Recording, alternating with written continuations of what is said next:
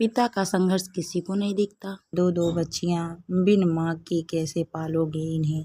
ना तो इसकी दादी हैं और ना ही कोई बुआ, फिर कैसे संभालेगा तू इन्हें? रमन की बुआ मीना जी ने कहा। रमन की पत्नी शारदा जुड़वा बेटियों को जन्म देकर चल बसी। शारदा अनाथ थी।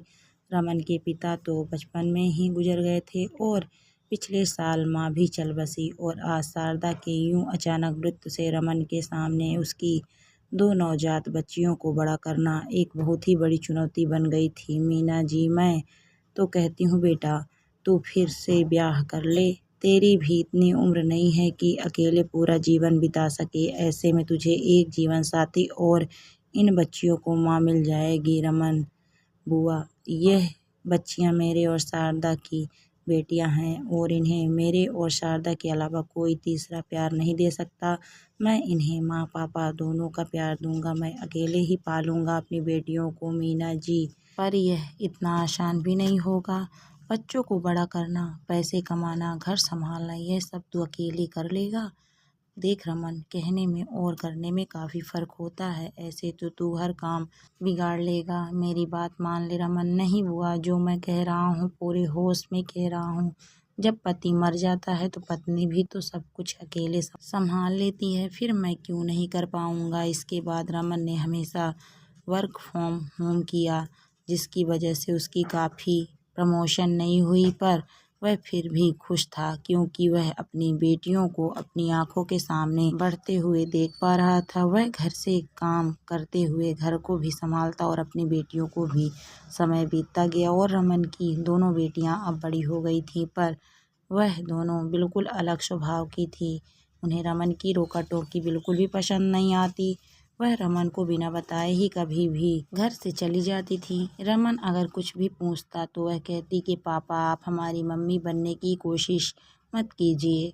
अब हम बड़े हो गए हैं। मेरी किसी भी फ्रेंड के पापा यूं औरतों की तरह घर पर बैठे उनकी निगरानी नहीं करते। पता नहीं आप जब हम पर इतना रोक टोक लगाते हैं, मम्मी को तो कैद में ही रखते होंगे। रमन दिव्या और सिव्या की बातों पर सिर्फ मुस्कुरा देता है, पर अंदर ही अंदर उसका दिल बहुत दुखता था और उसे अपनी बुआ की बातें याद आ जाती थी कि अकेले घर बच्चे संभालने में तो सब बिगाड़ लेगा। और वह सोचता कि कहीं सच में सब कुछ बिगड़ तो नहीं गया ना। एक दिन दिव्या और सिव्या अपने किसी दोस्त के जन्मदिन की पार्टी में गए थे। रात काफ़ी हो गई, पर ना तो वह फ़ोन उठा रहे थे और ना ही घर वापस आ रहे थे। तो इस पर रमन परेशान होकर उनको लेने उनके दोस्त के घर ही चला गया। रमन उन्हें लेकर सीधा घर की ओर आने लगा। वह बिल्कुल ही खामोश था।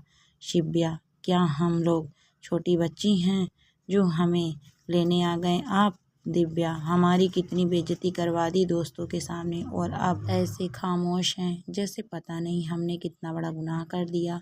रमन उनकी बातों का कोई जवाब नहीं देता और अगली सुबह जब दोनों उठती हैं तो उन्हें रमन कहीं भी नहीं दिखता। वह परेशान होकर अपनी बुआ दादी के यहाँ फ़ोन करती हैं और कहती हैं, दादी पापा आए हैं क्या? वहाँ एक तो गलती करते हैं, ऊपर से खुद ही नाराज़ होकर घर से चले जाते हैं। तंग आ गए हैं हम तो पापा से। जब देखो हमारी मम्मी बनने की कोशिश करते हैं। मीना जी, हाँ सही कहती हो तुम दोनों। है ही वह अड़ियल। कितना कहा था कि कर ले शादी दूसरी, बच्चियों को तो अकेले संभाल नहीं पाएगा, पर उसने कहा नहीं, सौतेली माँ मेरी बेटियों को परेशान करेगी। अरे परेशान करती तो करती, कम से कम अपनी बेटियां तो परेशान नहीं करती उसे, जिनके लिए कभी अपना प्रमोशन नहीं लिया, सारे शौक मार डाले। उनके मुंह से ऐसी बातें सुनने को तो ना मिलती। अब गुस्सा करके क्या होगा? उसे उसके लिए किए की सज़ा तो मिलनी ही चाहिए थी ना। अब तुम दोनों आज़ाद हो, जाओ खुशियाँ मनाओ, अब कोई तुम्हारी मम्मी नहीं बनेगी। बुआ दादी की बातें सुनकर दोनों बहनें उनके यहाँ पहुँच जाती हैं और बुआ से सारी बातें जानकर रोते हुए कहती हैं, दादी हमसे बहुत बड़ी गलती हो गई है, हमने उनका बहुत दिल दुखाया है, पर अब हम पापा को कहाँ ढूँढें? वह हमारा फ़ोन भी नहीं उठा रहे हैं। मीना जी, अरे पगली, उसे अब तक नहीं पहचाना तुम लोगों ने उसे? वह तुम लोगों की बातों से परेशान होकर कहीं चला गया है, थोड़ी देर में ही वापस आ जाएगा। आखिर जान बसती है उसकी तुम दोनों में। तुम लोग घर पर जाओ, वह भी आ जाएगा और तुम लोगों को वहाँ ना देखकर फिर परेशान हो जाएगा। दिव्या और शिव्या घर पर रमन का इंतजार करने लगी। थोड़ी देर बाद रमन आ जाता है और उसके आते ही दोनों उससे लिपटकर माफ़ी मांगकर रोने लगती हैं, जिस पर रमन कहता है, रो मत मेरी लाडो, आँखें सूज जाएगी। शिव्या, पापा आप अभी भी हमारी ही चिंता कर रहे हैं। दिव्या, पापा हम आपकी अच्छी बेटियां नहीं हैं ना। पता है पापा, हमें हमेशा लगता था कि हमारी मम्मी क्यों नहीं है। आप शायद ऐसे नहीं होते जो हमारी मम्मी होती, पर हमने यह कभी नहीं सोचा कि हम तो कितने खुश नसीब हैं जो हमारी मम्मी ना होते हुए भी हमारे पापा ने कभी उनकी कमी महसूस नहीं होने दी। हर कोई बस माँ की ममता की बातें करता है, पर कभी किसी ने एक पिता की ममता की बात की ही नहीं।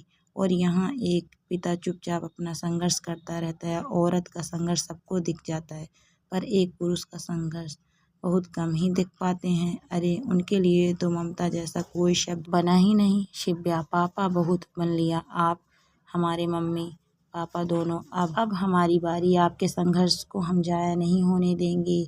अब से आप आराम से बैठकर फरमाइशें करेंगे और आपकी बेटियां उन्हें पूरा करेगी। रमन मुस्कुराकर मन ही मन सोचता, चलो मैंने आखिरकार अकेले सब कुछ संभाल ही लिया, बिगड़ते बिगड़ते ही सही सब कुछ बचा लिया। दोस्तों, कहानी आपको कैसी लगी कमेंट करके ज़रूर बताइए। कहानी अच्छी लगी है तो वीडियो को लाइक शेयर करें। अगर आप मेरे चैनल पर नए हैं तो प्लीज़ मेरे चैनल को सब्सक्राइब भी करें। Thank you for watching my video.